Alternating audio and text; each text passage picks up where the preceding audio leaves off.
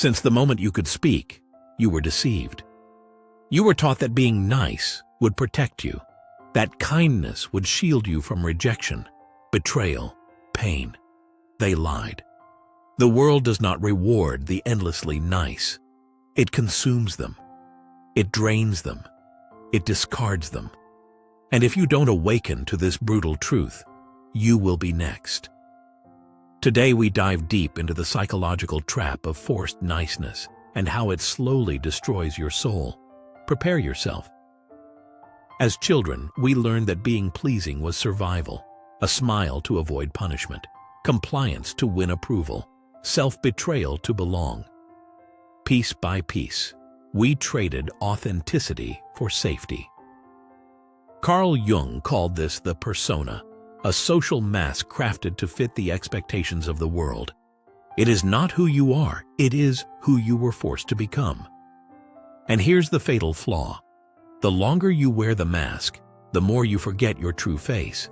The nice mask becomes a prison. And most never even realize they are trapped. Imagine a child who learns that saying no leads to anger. Over time, they stop saying no. They stop having needs at all. They become nice. But at what cost?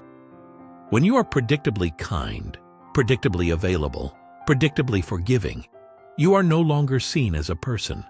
You become a tool, a lever for others to pull when they want validation, comfort, attention.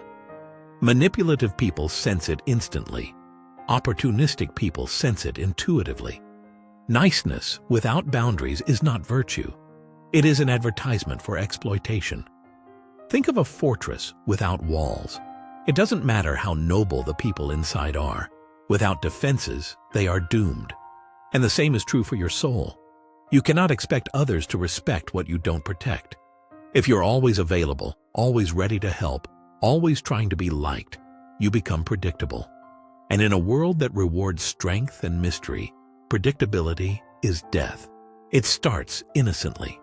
You think being nice will make them love you. You think giving endlessly will earn loyalty. But the human psyche despises what is too easily won. The harsh reality is this: the more you bend to please, the less they value you. Respect dies first, then attraction, then loyalty.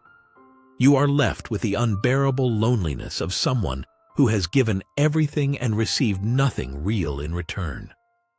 True respect is earned not through endless giving, but through the ability to say no. Because it is boundaries, not blind generosity, that create value. Ask yourself, how many times have you swallowed your truth to keep the peace and ended up losing your dignity instead? At first you feel pride for being good, but slowly fatigue sets in. Resentment brews beneath the surface. Your smile becomes mechanical. Your compassion becomes forced. And deep inside, something precious starts to rot. Your sense of self. You look in the mirror and realize you don't even recognize yourself anymore. Carl Jung warned, what you deny inwardly will show up outwardly. Your abandoned needs begin to sabotage your life. You self-sabotage, you attract emotional vampires, you lose the will to fight for yourself.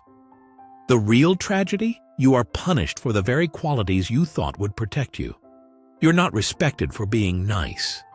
You are expected to remain a permanent giver, a permanent emotional crutch. And the moment you hesitate, the moment you need something for yourself, they leave. Awakening begins with pain. The pain of realizing your niceness did not protect you. The pain of realizing your sacrifices were invisible. The pain of realizing you betrayed yourself in the name of being good. But pain is not the enemy. Pain is the messenger. It tells you the time for masks is over. You must choose yourself, even if it means disappointing everyone who benefited from your silence. A tree does not apologize for growing tall, even if it blocks someone else's view. Neither should you apologize for taking up your rightful space. If you have to lose others to find yourself, so be it, because there is no greater loss than the loss of your own soul. Step 1. Recognize when you're performing niceness instead of speaking your truth. Step 2. Practice sacred no's, without explanation, guilt, or apology. Step 3. Withdraw emotional labor from those who take but never give. Step 4. Begin to nourish the parts of yourself you abandoned. Step 5. Embrace discomfort. True growth happens when you are willing to sit in the unease of disappointing others. This is not cruelty, this is justice. You must build a new identity, not as a servant to others' needs, but as a sovereign being in command of your own destiny. You do not exist to be consumed, you exist to be. True kindness is conscious, not compulsory. It flows from fullness, not obligation. When you choose who receives your love, your compassion, your energy, it becomes sacred.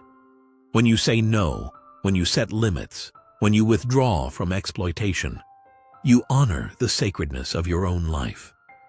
You are no longer nice. You are true, and that is infinitely more valuable. You will be misunderstood. You will be criticized.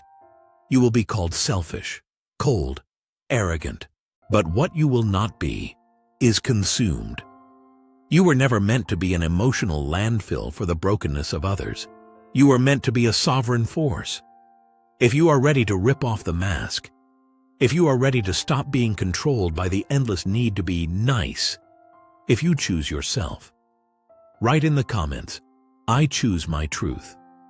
Because the war for your soul has already begun. And silence, boundaries, and sovereignty are your only weapons. Keep watching. Your soul is waiting. Subscribe now and turn on notifications. Not for content, but for transformation. The next video isn't a suggestion. It's the next step. Every moment of this journey matters, and you are not alone.